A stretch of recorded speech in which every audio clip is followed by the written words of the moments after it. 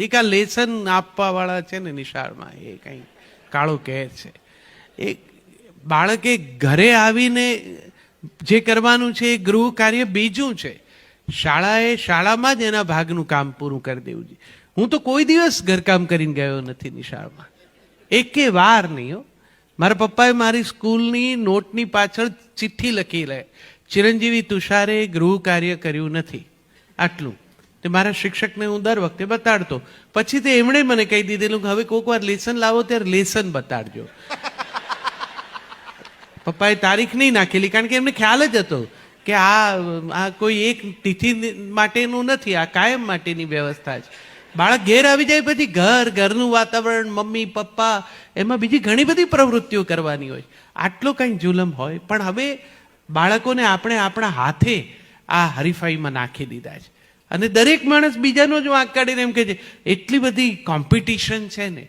Competition કોઈ બે માણસો સંમત થાય ને ત્યારે જ થાય. તમે 3-4 છોકરાને ઊભા રાખો એટલે હરીફાઈ છે. તમે તમારા બાળકને એમાં ઊભું જ શું કામ રાખો છો હરીફાઈમાં? બાળકો હરીફાઈનો વિષય જ નથી. બાળકો પ્રસન્નતાનો, ઈશ્વરના વરદાન સ્વરૂપે આવેલા છે. આવ્યા નથી હોતા ત્યાં સુધી શું હાલત હોય છે? કેટલા મંદિરોએ જઈને માથા નમાવીએ છીએ, ત્યારે આવે છે. અને આવ્યા પછી એમની સાથે શું કરીએ છીએ આપણે? 2.5 વર્ષના છોકરાને નિશાળમાં મૂકવા માટે રાતથી સ્કૂલોની બહાર લાઈનો લગાડનારા મા બાપો છે, જેમના ડ્રાઈવરો ને મહારાજો ને ચોકીદારો જઈને ફોર્મ લઈને લેવા માટે ઊભા રહી જાય.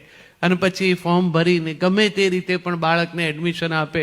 પગ મને ધોવા દો રઘુરાય એમ કરીને શિક્ષક આચાર્યની સામે, પેલા ટ્રસ્ટીની સામે જાતની ઓળખાણ લઈને મા બાપો લાચારીથી ઊભા રહે અને બાળકને એડમિશન અપાવડાવે. કેટલા બાળકને? 2.5 વર્ષના બાળકને. એક બાળકને જો તમે 2.5 વર્ષ ઘરમાં રાખતા હો ને, તે બાળકે પછી તમને કેટલા વર્ષ રાખવા જોઈએ ઘરમાં? 2.5 વર્ષ પછી એને જે હરીફાઈમાં તમે નાખી દો છો, પછી એક દિવસ તમારું નથી રહેતું. એના આયોજનો ને ટાઈમ ટેબલો ને એમાં એટલું રમમાણ રહે ને પાછા તમને એનું ગૌરવ થાય. મેં બી સુપર મોમ્સ જોઈ છે કે જે લોકોને આમ કઈ અવતાર આવે છે. બાળકને શું કરી નાખીએ, એ એલાર્મ મૂકીને સુવે ને એલાર્મ વાગે એના કરતા વહેલી જાગે, એના ઉઠ્યા પછી એલાર્મ વાગે, પછી છોકરાને ઉપાડે અને અડધો ઊંઘમાં હોય ત્યાંથી સ્કૂટી ઉપર પાછળ બેસાડે. છોકરું ઝોકા ખાતું હોય એને લઈ જઈને સ્વિમિંગ પુલમાં નાખે, અડધો ભીંજાય ત્યાંથી ઉપાડીને ટેનિસ કોર્ટમાં મૂકે, 2 શોટ માર્યા હોય ત્યાંથી લઈ જઈને પાછો ચિત્રના ક્લાસમાં નાખી આવે. પાછી ઘેર આવે ત્યાં પેલી કૂતરા પકડવાની રિક્ષાઓ ઊભી હોય એમાં પાછા છોકરા ભરાય, એને પાછા નિશાળમાં નાખી આવે. નિશાળ છૂટે ત્યાં પાછી એ રિક્ષા ઊભી હોય ત્યાંથી એને લઈ જઈને નૃત્યમાં મૂકે, એને પાછો ઉપાડીને કરાટેમાં નાખી આવે, પછી ફ્રેન્ચમાં મૂકે. અરે બાળકને ફ્રેન્ચ શીખવાડે. મેં કહું આ કેમ ફ્રેન્ચ? ના કે ભવિષ્યમાં યુરોપિયન કન્ટ્રીઝમાં એને સહેલું પડે. અને કેમ જાણે બધા અહીંથી માઇગ્રેટ થઈ જવાના હોય. અહીં અમદાવાદમાં ચાલે એટલા મળશે, અમારે તો ઘણા છે. દરેક બાળક પાસે આ પ્રકારનું ઉત્તમ કઢાવવા માટેનો આટલો અઠાગ્રહ અને આટલું બધું જો તમારે કરાવવું હોય, એક બાળકને નૃત્ય આવડવું જોઈએ, જુડો કરાટે આવડવા જોઈએ, ક્રિકેટ આવડવું જોઈએ, તો મા બાપ તરીકે તમારે સહેજ વહેલા વિચારવું જોઈએ. આ એક બાળકનું અલગ અલગ કામ છે.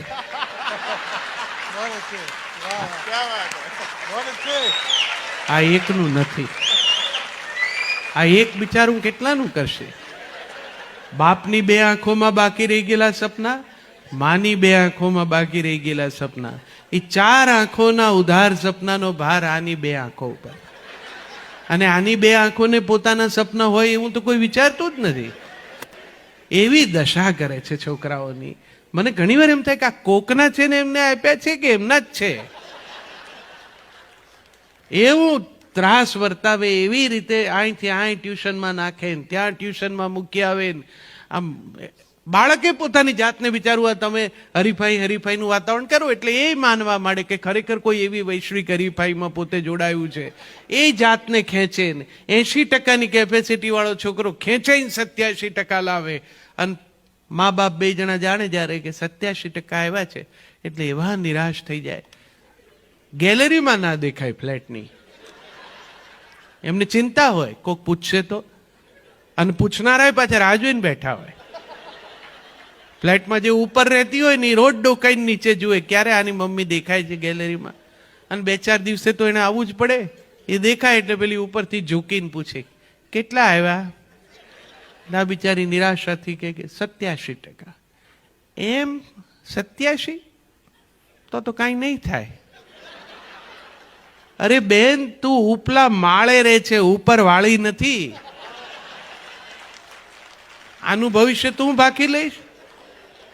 અને આ બે મા બાપ 80માંથી 87 સુધી જાતને ખેંચીને જે બાળક લાવ્યું છે એ બાળકને માટે ચહેરા પર પ્રસન્નતાનો એક પણ ભાવ ન દેખાડે એવા આ બે મા બાપ કેટલીક વાર એવા હોય છે કે જે બેના ભેગા 87 નથી આવ્યા હોતા. આ દશા છે.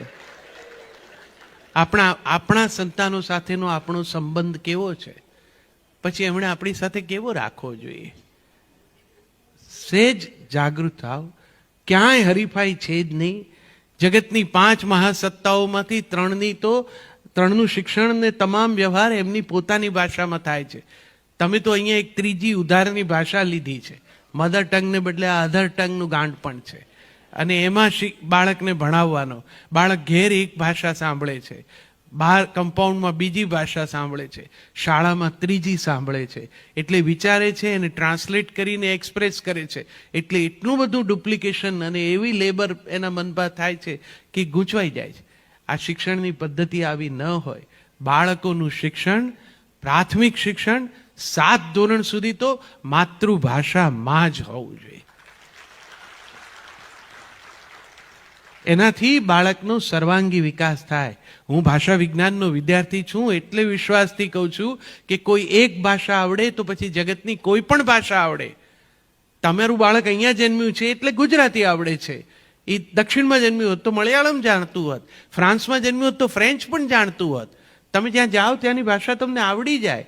તમારા અભણ બા હોય છે એ અમેરિકામાં ઉતરે છે ને ત્યારે પેલી ઇમિગ્રેશન વાળા જોડે જે રીતે ધડ કરે છે ઇંગ્લિશમાં, અને પેલો બિચારો અંતે હાથ જોડે બાન જવા દો. ભાષા તો કોમ્યુનિકેશનનું ટૂલ માત્ર છે. કોઈ એક ભાષા આવડી જવાથી કોઈ વિદ્વત્તાનો દાવો ના કરી શકાય. એ તો એક એક્સપ્રેશન છે માત્ર. તો બધું આનંદ ચોક્કસ કરજો, પણ મારા જેવા ને અહીંયા સુધી આવવા મળ્યું હોય તો બાગેશ્રીના મિત્રોને હું ખાસ કહું કે હરીફાઈનો બોધ મનમાંથી કાઢી નાખજો. અને કદાચ હવે તમે મારું નથી જ માનવાના અને એ અંગ્રેજી માધ્યમમાં છોકરાને હેરાન કરવા નાખ્યો જ હોય તો ભલે નાખ્યું, પણ એના પ્રત્યે દયાભાવ રાખજો. એટલું યાદ રાખજો કે તમારા છે અને કાલ તમારા હાથ પગ નહીં ચાલે ત્યારે આણે તમને રાખવાના છે. એની એટલો વિચાર કરીને એની સાથે વ્યવહાર રાખજો, તો પછી વાંધો લગભગ કદાચ ના આવે. કારણ કે એમ તો આપણા છોકરા સંસ્કારી છે. આપણી પાસેથી બીજી તો શું અપેક્ષા રાખે એ લોકો, પણ આપણા છે.